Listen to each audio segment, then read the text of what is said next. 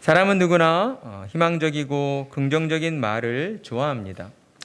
특히 오늘날처럼 코로나로 어려운 시기를 보내고 있는 때에는 더욱 그렇다라고 할 수 있습니다. 코로나가 처음 발병되었을 때만 해도 사람들은 대부분 1년 정도 지나면 다 좋아져 있겠지라고 생각을 했습니다. 그러나 코로나는 쉽게 사그라들지 않았고 2년이 지나도록 계속되어지고 있는 것이죠. 코로나의 시간은 우리의 일상에 많은 변화를 가져왔습니다. 항상 마스크를 쓰고 다녀야 하고 대부분의 모임과 활동을 사실상 못하는 것과 마찬가지로 만들어 버린 것이죠. 학업 중에 있는 우리 자녀들에게는 학교에 가지 못하도록 만들었고 함께 수업받지 못하고 친구들과 어울리지 못하도록 만들어 놓았습니다. 그로 인하여 우리 자녀들은 인터넷이나 온라인 매체에 더욱 가까워지게 되었고 우리 자녀들을 정서적으로는 더욱 메마르도록 그렇게 안 좋은 영향을 끼치고 있다라고 할 수가 있습니다. 또한 장사를 하고 계시는 자영업자들에게는 가게 문을 닫도록 만드는 원인이 되었고 프리랜서나 또 청년 아르바이트생들 그리고 다양한 분야의 업종에서 코로나로 인하여 생계를 잃어버리게 되는 그러한 일들이 생겨나게 되었습니다. 그러다 보니 코로나로 인해 많은 사람들이 경제적인 어려움과 또한 정신적인 어려움을 호소하고 있습니다. 그런데 지금 이 순간에는 이러한 문제들이 크게 이슈화 될 수가 없는 것이죠. 왜냐하면 현재는 코로나의 질병과 싸워 이겨내는 것이 가장 급한 문제이기 때문입니다. 그러나 코로나의 이 시간이 지나가고 나면 우리는 분명 우리 사회 곳곳에서 코로나의 후유증으로 인한 크고 작은 분쟁과 다툼들 그리고 이로 인한 큰 혼란들을 겪게 될지도 모릅니다. 코로나로 인한 그 고통의 시간들을 온전히 혼자 감당해내야 했던 그 많은 사람들의 그 상처와 아픔들을 치유하고 또 회복시켜주는 그러한 시간들이 반드시 우리에게 주어지게 될 것이기 때문입니다. 따라서 그러한 시간들 속에서 특별히 믿음의 자녀로 부름받은 그리스도인들이 어떤 모습으로 살아가야 할 것인가 하는 것들에 대하여 우리는 늘 고민해야 하는 것이죠. 지금도 그렇겠지만 그리스도인들은 특별히 고난의 시간 속에서 세상의 빛과 소금으로 살아가야 하는 자들입니다. 사람들의 그 상처와 아픔을 싸매어주고 보듬어주며 그들과 함께하는 동행하는 자들이 되어야 한다라는 것이죠. 나는 아무렇지 않으니까 나에게는 큰 어려움이 없으니까 라는 생각으로 다른 사람들의 그 고통과 아픔을 외면하고 모른 척하고 살아서는 안 된다라는 것입니다. 그리스도인들은 세상 사람들의 그 고통과 아픔을 또한 이해하고 품어주며 세상이 주지 못하는 참된 위로와 기쁨을 그들에게 나누는 자들이 되어야 할 것입니다. 그렇다면 우리는 어떤 방법을 통하여 그들에게 참된 위로와 기쁨을 나누어 줄 수 있을까요? 참된 위로와 기쁨은 과연 누구를 통하여 우리에게 주어지게 되는 것일까요? 세상 사람들은 모르지만 지금 이 자리에 앉아 있는 저와 여러분은 이미 알고 있다라고 할 수 있습니다. 여러분, 참된 위로와 기쁨은 누구로부터 주어집니까? 하나님께로부터 주어지는 것입니다. 하나님의 그 말씀의 은혜를 통하여서 참된 위로와 기쁨이 우리에게 주어지는 것입니다. 그러니 고난 중에 있거나 또한 고난을 겪고 있는 신자라 한다면 더욱더 그는 하나님의 말씀을 듣는 자리로 하나님의 말씀 앞으로 나와야 하는 것이죠. 오늘 로마서의 말씀이 그렇습니다. 마치 사막의 오아시스처럼 우리의 갈급한 심령을 또한 위로하여 주시고 또한 우리의 심령에 단비를 내려주시는 그러한 은혜의 말씀을 우리에게 선포해 주시고 있기 때문입니다. 바울 사도는 1장에서 4장까지 오직 의인은 믿음으로 산다라고 하는 이 이신칭이 믿음으로 의롭다함을 받는다라고 하는 칭의의 교리에 대하여 우리에게 설명해 주었습니다. 그리고 이제 5장으로 넘어와서 바울은 우리에게 아주 중요한 대목을 이야기해 주고 있는데, 그것은 4장까지 진술을 통해서 의롭다 칭함을 받은 그리스도인들에게 주어지는 한 가지 약속에 대한 것이었습니다. 그 약속은 무엇이었습니까? 예수 그리스도를 믿음으로 주어진 구원은 절대 변하지 않는다라고 하는 구원의 확신에 대한 약속이었던 것입니다. 그렇습니다. 이런 면으로 볼 때에 신자에게 있어 참된 위로와 기쁨은 무엇인가? 그것은 바로 예수 그리스도를 믿음으로 얻게 된 구원은 절대 취소되거나 변경되지 않는다고 하는 구원의 확신에 있다라고 할 수가 있는 것입니다. 신자는 이와 같은 구원의 확신 속에서 날마다 하나님과 함께하며 하나님이 주시는 참된 위로와 기쁨을 누리며 살아갈 수 있게 되었다는 것이죠. 그러니까 우리가 진정 믿음으로 살아가고 있다라고 한다면 우리는 우리 안에 일어나는 그러한 일들을 살펴보아야 하는데, 우리 안에는 우리가 결코 부정할 수 없는 믿음으로 인한 구원의 확신이 자리 잡고 있어야 한다라는 것입니다. 사랑하는 성도 여러분, 여러분 속에는 예수를 믿음으로 인한 구원의 확신이 있으십니까? 아멘. 예수님을 믿음으로 말미암아 하나님의 우리에게 주신 그 구원은 세상 그 무엇으로도, 그리고 우리의 그 무엇으로도 결코 변경되거나 취소될 수 없다라는 것을 우리는 확신 있게 붙잡고 살아가야 합니다. 그러한 구원의 확신이 우리 안에 자리 잡고 있어야 하는 것이죠. 그리고 그 구원의 확신 속에서 하나님이 주시는 참된 위로와 기쁨이 누려지고 있어야 한다라는 것입니다. 그렇다면 우리는 어떻습니까? 우리는 지금 구원의 그 확신 속에서 하나님이 주시는 참된 위로와 기쁨을 누리며 살아가고 있습니까? 하루하루 힘든 삶을 살아내고 있는 우리는 오늘 우리에게 주시는 이 말씀을 통하여서 우리의 그 내면을 유심히 들여다보아야 할 것입니다. 그리고 우리의 삶 가운데에 하나님이 주시는 위로와 기쁨이 있는가를 우리는 면밀히 살펴보아야 하는 것입니다. 이것이 정말 중요한 것은 우리가 함께 읽은 오늘 말씀에서도 믿음으로 의롭다 칭함을 받은 그 신자들의 삶 속에서 나타나게 되는 모습이 어떠한가, 신자들의 삶에서 어떤 모습이 드러나게 되는가 하는 것들을 우리에게 가르쳐주고 있기 때문입니다. 먼저 의롭다 칭함을 받은 신자에게서 나타나게 되는 첫 번째 모습은 무엇인가? 1절 말씀, 그러므로 우리가 믿음으로 의롭다 하심을 받았으니 우리 주 예수 그리스도로 말미암아 하나님과 화평을 누리자라는 것입니다. 여러분, 하나님과 화평을 누리는 모습이 우리의 삶을 통하여서, 우리의 내면을 통하여서 나타나야 한다라는 것입니다. 우리는 여기서 바울이 말하고 있는 한 가지 표현에 주의를 기울여야 할 필요가 있습니다. 그것은 무엇입니까? 하나님과 화평해야 한다라고 우리에게 권면하거나 명령한 것이 아니라 하나님과 화평을 누리자라고 선포하고 있다라는 점입니다. 여러분, 이러한 선포는 어떨 때 이루어지게 됩니까? 이미 이루어진, 이미 실현된 결과가 우리에게 있을 때에 그것을 선포하게 되는 것이죠.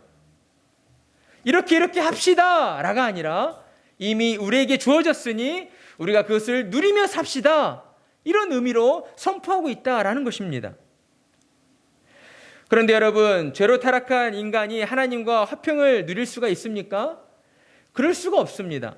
그러니까 바울이 선포하고 있는 하나님과 화평을 누리자라고 하는 이 선포에는 우리의 존재가 어떠한 존재였고 우리가 어떻게 해서 하나님과 화평을 누리게 되었는가라고 하는 그 많은 의미들이 함축되어 있다라고 할 수가 있는 것입니다.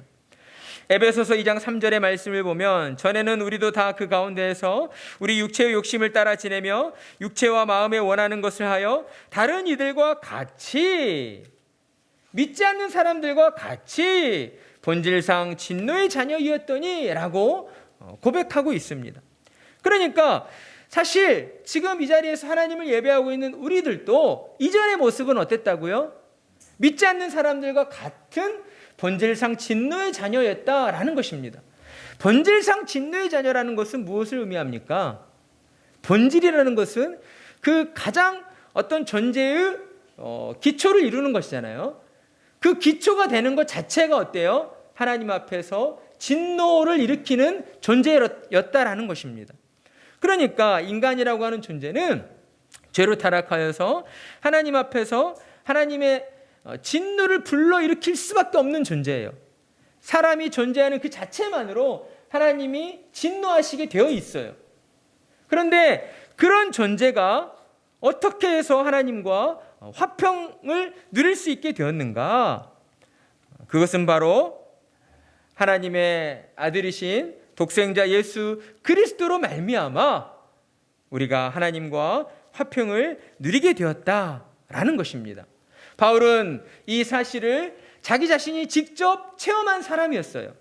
그렇기 때문에 그는 1절의 말씀에서 그러므로에 해당하는 그 은혜를 그가 경험한 것이었습니다. 그래서 바울은 자신이 경험한 그 그러므로의 은혜를 기초하여서 그렇기 때문에 우리는 하나님과 화평을 누릴 수 있게 되었다라고 선포를 하고 있는 것입니다. 로마서 4장 25절의 말씀을 보면 예수는 우리가 범죄한 것 때문에 내줌이 되고 또한 우리를 의롭다 하시기 위하여 살아나셨느니라. 아멘.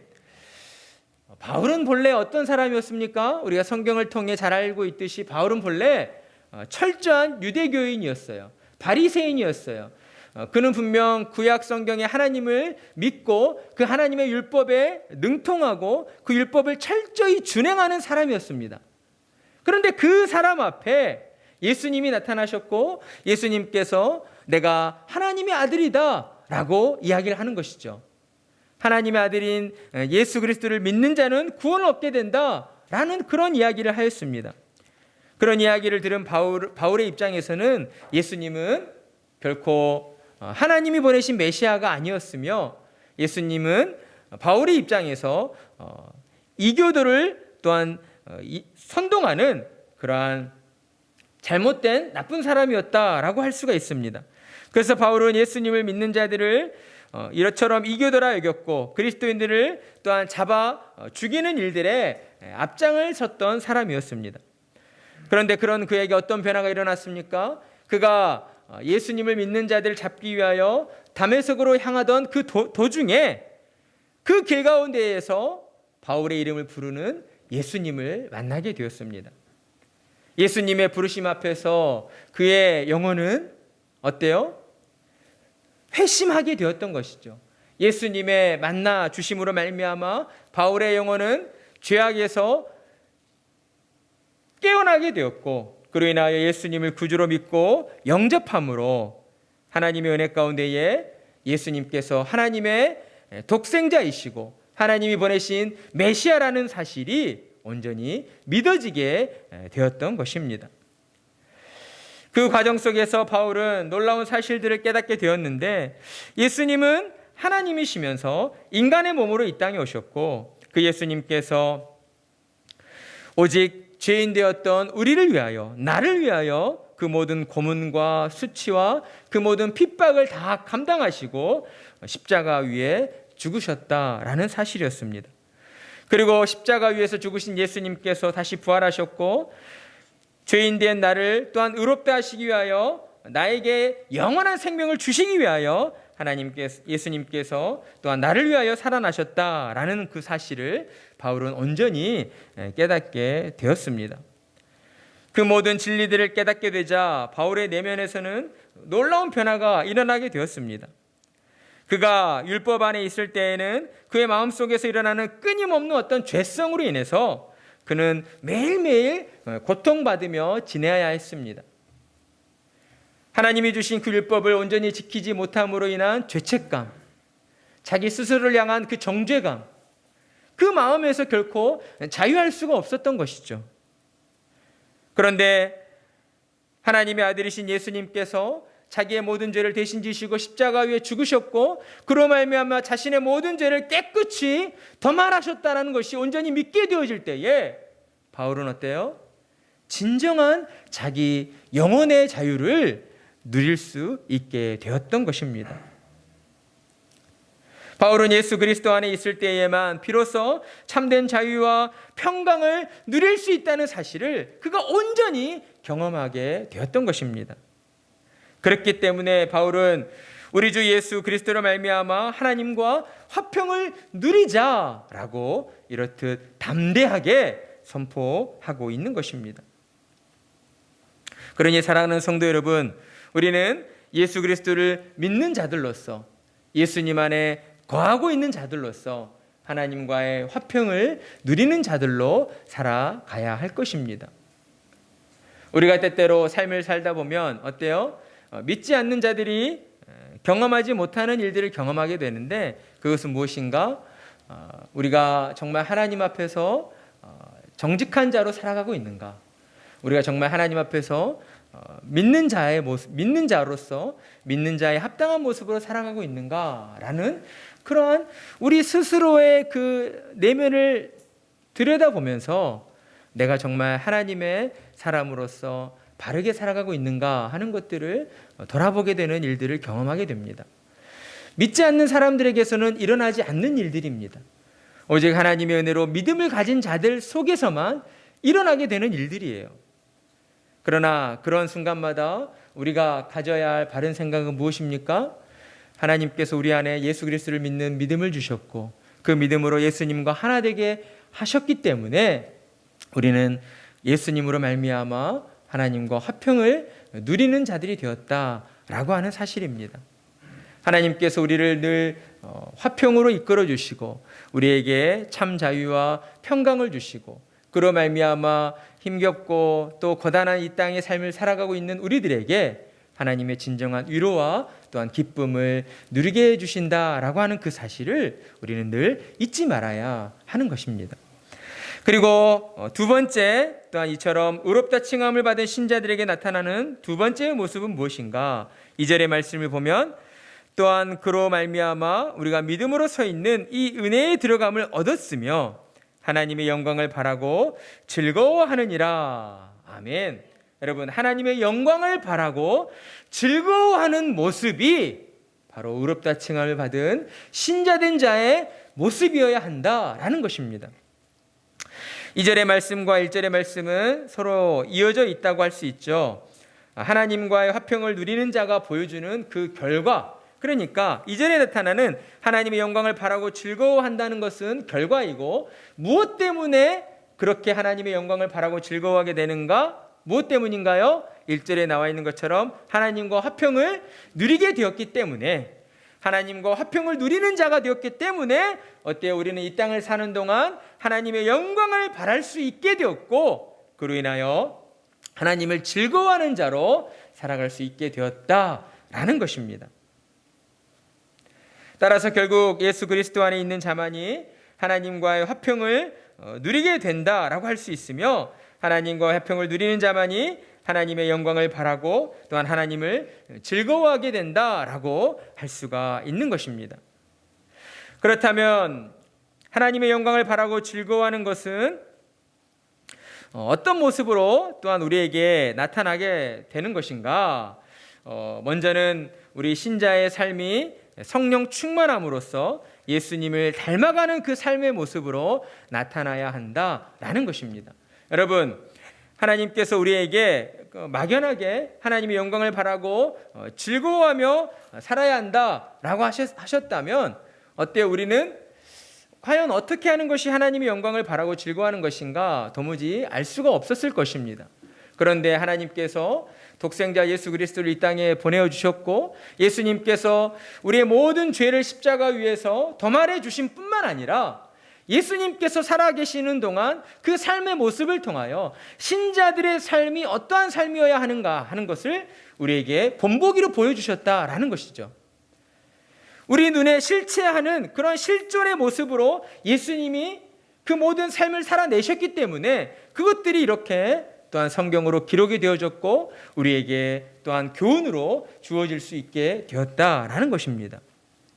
그러니까 신자들은 항상 가져야 할 생각은 무엇인가? 성경을 통하여서 예수님의 그 삶의 모습을 본받는 자가 되어야겠다, 그런 마음을 가져야 하는 것입니다. 여러분, 예수님은 늘 겸손한 분이셨습니다. 예수님은 만왕의 왕이셨지만 어때요? 모든 권력을 내려놓으셨고 세상의 가난한 자들과 병든 자들과 없는 자들과 나그네 된 자들, 고아된 자들, 그런 세상 가운데에서 연약할 수밖에 없는 자들과 늘 함께 하시기를 애쓰신 분이었다라는 것입니다. 그러니 우리도 예수님을 닮아 살아간다라고 한다면 우리는 우리 주변에 있는 그러한 어려움 가운데 놓여 있는 사람들을 우리는 결코 외면해서는 안 되며 늘 그들과 가까이하며 그들의 어려움을 또한 우리가 보살펴주고 또한 돌봐주고 도와줌으로써 그들이 그 어려움의 시간들을 잘 이겨내고 극복해낼 수 있도록 하는 일들에 우리의 마음과 정성과 또한 우리의 물질들을 쏟는 그런 사람들이 되어야 하는 것입니다. 신자의 삶은 언제나 이처럼 성령 충만함 가운데에 예수님을 닮아가는 그런 삶이어야 하는 것입니다. 우리는 예수님을 닮아가는 그러한 믿음의 삶을 살아가면서 또한 우리에게 완전한 구원의 은총을 또한 베풀어 주시기 위하여 다시 오실 재림의 그때를 간절히 사모하는 자들이 되어야 할 것입니다. 우리는 이 땅을 살고 있지만 우리는 이 땅에 썩어 없어질 것에 소망을 둔 자들이 아닙니다. 신자는 이 땅을 살아가는 동안 우리에게 주어질 영원한 하나님 나라, 영생을 소망하는 자들이 되었기 때문입니다.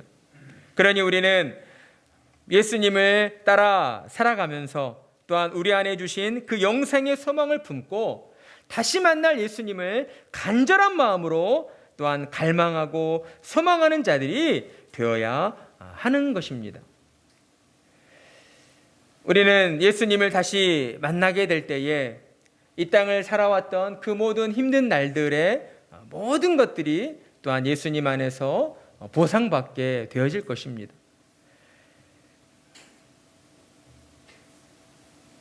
길어봐야 100년 이내로 살다 죽게 되는 우리의 인생의 그 모든 질고와 그 모든 또한 어려움들과 아픔의 순간들, 육체의 아픔만 있겠습니까? 인생을 사는 동안 우리는 모든 순간 동안 마음의 어떤 갈등과 또 번뇌와 또 고민들과 갈등과 그런 어려움들을 수없이 많이 겪게 됩니다. 그런데 예수님을 다시 만나게 되었을 때 우리가 이 땅을 살아오면서 겪어야 했던 그 수많은 어려움들, 그 내 마음속에 겪어야 했던 그 많은 갈등들이 예수님 앞에서 눈 녹듯 녹아지게 되어지고, 그리고 이 땅에서 겪어야 했던 것과 비교될 수 없을 만큼의 큰 기쁨과 또한 큰 영광이 우리에게 주어지게 된다라는 것입니다. 그러니 믿음으로 사는 신자들은 이처럼 다시 만날 그 예수님을 간절히 소망하며 예수님을 믿는 자답게 예수님께서 이 땅에서 살아 계시는 동안 우리에게 보여주신 그 모습을 본받아서 겸손하고 정직하고 진실하게 무엇보다 하나님을 먼저 사랑하고 하나님을 향한 그 사랑의 마음에 이끌려서 하나님이 우리에게 주신 그 계명, 내 이웃을 내 몸과 같이 사랑하라 하신 그 계명을 온전히 실천하는 자들로 살아가야 한다라는 것입니다.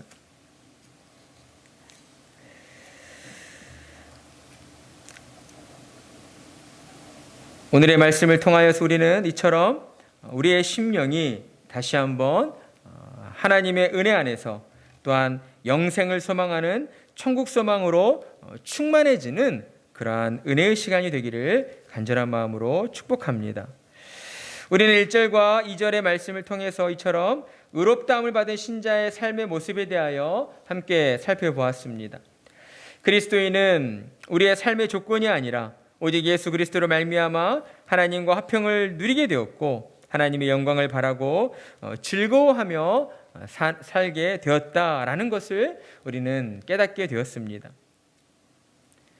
그리고 이제 바울 사도는 3절과 4절의 말씀으로 신자의 삶에 나타나야 할 아주 중요한 한 가지에 대하여 우리에게 말씀해 주고 있는데 그것은 무엇인가? 다만 이뿐 아니라 우리가 환난 중에도 즐거워하나니 이는 환난은 인내를, 인내는 연단을, 연단은 소망을 이루는 줄 알미로다라는 고백입니다. 곧 하나님께서 구원을 얻은 자들을 하나님과 화평을 누리고 하나님과 영광을 바라고 즐거워하는 일 가운데로 우리를 또한 인도하실 뿐만 아니라 세상 속에서 믿음으로 인한 그러한 시험과 또한 고난과 박해가 반드시 믿는 자들의 삶에 뒤따라오게 되는데 그 모든 어려움 속에서도 우리는 예수 그리스도를 향한 믿음으로 말미암아 환난 속에서도 즐거워할 수 있다라는 것을 우리에게 가르쳐주고 있다라는 것입니다. 사실 바울이 오늘 말씀을 통해 우리에게 강조하고자 했던 그 핵심은 바로 이 3절과 4절의 말씀에 있다라고 할 수 있습니다. 죄악된 세상 속에서 하나님의 자녀로 부름받은 그리스도인들은 반드시 크고 작은 환난을 당하게 되어 있습니다. 믿는다 하여서 내 모든 삶이 환난 없이 안전하고 평안하다 이렇게 말할 수 있는 신자는 없습니다. 왜냐하면 우리가 살아가는 이 세상이 죄로 말미암아 타락하였고 저주받은 곳이기 때문입니다. 그러나 그러한 고난을 겪을 수밖에 없는 이러한 환경 속에서도 신자에게는 하나님이 주신 그 믿음이 있기 때문에 예수 그리스도 안에 있는 그 믿음으로 말미암아 우리는 어때요? 하나님의 그 영광을 바라고 또한 하나님의 은혜 안에서 하나님을 즐거워하는 자들로 살아갈 수 있게 되었다라는 겁니다. 그러니 믿음을 가지고 살아가는 우리들은 우리의 모든 삶 가운데에 이렇듯 고난과 또한 환난이 우리에게 주어질 수밖에 없다라는 그 사실을 우리는 늘 인정하고 살아야 할 것입니다. 그래서 그 믿음으로 하나님께서 우리의 삶 가운데에 또한 어떠한 고난과 환난이 주어졌을지라도 하나님께서는 하나님의 뜻 가운데에 신자의 삶에 주어진 그 환난을 통하여서 우리 안에 인내를 만들어내시고 그 인내를 통하여서 우리의 그 영혼을 어때요? 정금과 같이 그렇게 아름다운 모습으로 빛나는 모습으로 그렇게 연단해 가시고 그러한 연단의 과정을 통하여서 우리 안에 주신 그 영생의 소망이 흔들리지 않도록 더욱 굳건한 소망으로 더욱 온전한 소망으로 우리를 이끌어 주신다라고 하는 그 사실을 우리는 온전히 믿고 또한 나아가야 한다라는 것입니다.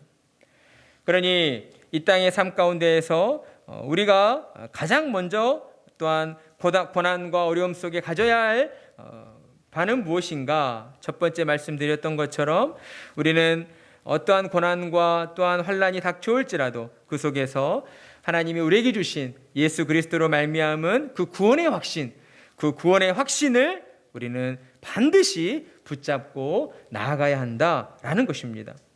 우리가 구원의 확신을 붙잡고 나아갈 때에 하나님께서는 어때요? 우리의 그 심령 가운데에 흔들림 없는 믿음을 더하여 주십니다. 우리 눈앞에 펼쳐져 있는 그런 어려움들을 당장 물리쳐 주시는 것이 아니고요. 그것은 어때요? 일시적인 처방을 받는 것과 다를 바 없는 것이죠. 이웃 나라의 이야기를 꺼내는 것이 좀 어려울 수 있겠지만 최근에 이제 일본에서 지금 도쿄 올림픽이 진행이 되고 있습니다. 그런데 도쿄 올림픽이 되어지게 된 그 배경에 대해서 좀 제가 이렇게 들어보게 되었는데 일본이 1962년인가요? 그때 이제 처음 일본에서 올림픽을 치렀었습니다. 그래서 일본은 그 올림픽을 계기로 해서 그 올림픽 이후에 엄청난 경제 성장과 발전을 이루어 갔습니다.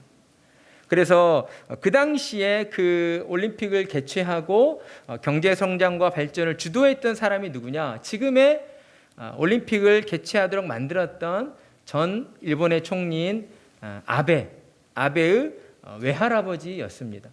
그러니까 아베의 자서전을 보게 되면 그 올림픽에 대한 기대치가 엄청나다는 걸 알 수가 있어요. 올림픽을 어떤 기점으로 해서 모든 어떤 도시에 또 일본이라는 나라에 인프라가 형성이 되었고 그로 인해서 많은 경제 성장을 이루게 되었다라고 하는 그런 의식이 그 사람 안에 갖춰져 있었던 것이죠. 그래서 이번 올림픽도 어떻게 해서든 그렇게 개최하려고 했던 거예요. 코로나의 상황으로 지금 거의 일본의 절반이 넘는 국민들이 반대하는 상황이었음에도 불구하고 올림픽을 진행하게 되었죠. 그리고 또 그 속에서 어때요? 도쿄에서 올림픽이 진행이 되어지니까 도쿄에 있는 많은 또 노숙자들을 쫓아내고 이런 일들이 많은 곳에서 자행이 되었다고 합니다. 그러니까 이런 상황들을 두고 볼 때에 경제학자나 어떤 세계 석학들이 일본의 이런 그 정치인들이 대처하는 상황들을 보면 어떻게 바라보는가? 일시적으로 마약을 처방하는 것과 같다라고 이야기를 하는 것이죠. 근본적인 어떤 원인을 해결해서 이러한 상황들을 전환하려고 하는 노력을 하지 않고 단지 일시적인 마약 처방을 통해서 우리는 좋아질 것이다, 좋아질 것이다, 좋아질 것이다 이렇게 일본 사람들을 이끌어가고 있다라는 것입니다. 제가 왜 이 말씀을 드리는가? 그러니까 믿음으로 사는 신자들이 가져야 할 코로나로 인한 여러 가지 어려움과 또한 고난과 힘든 상황들이 우리 앞에 놓여져 있는데 그러한 힘든 상황들을 헤쳐나가고 있는 신자들이 가져야 될 그러한 근본적인 마음가짐은 우리의 눈앞에 놓여져 있는 그런 문제들이 어때요? 해결되어지길 바라는 것이 아니라 우리 안에 주신 그 구원의 확신이 어떠한 상황에서도 흔들리지 않기를 바라는 그런 간절한 믿음이 있어야 한다라는 것입니다.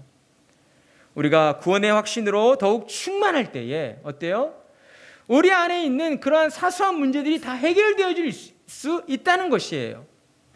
하나님께서 우리 안에 하나님과 화평을 누리게 하셨기 때문에 구원의 확신을 가지고 하나님 앞에 믿음으로 담대하게 나아가기만 하면 하나님께서 우리의 삶을 친히 붙잡으시고 인도하셔서 우리의 모든 삶 속에서 하나님의 영광을 간절히 바라볼 수 있도록 만들어주시고 그로 인하여 우리의 삶이 하나님의 은혜 안에서 즐거워하고 기뻐하는 그러한 복된 삶이 되어지도록 우리를 인도해 주신다라는 것입니다.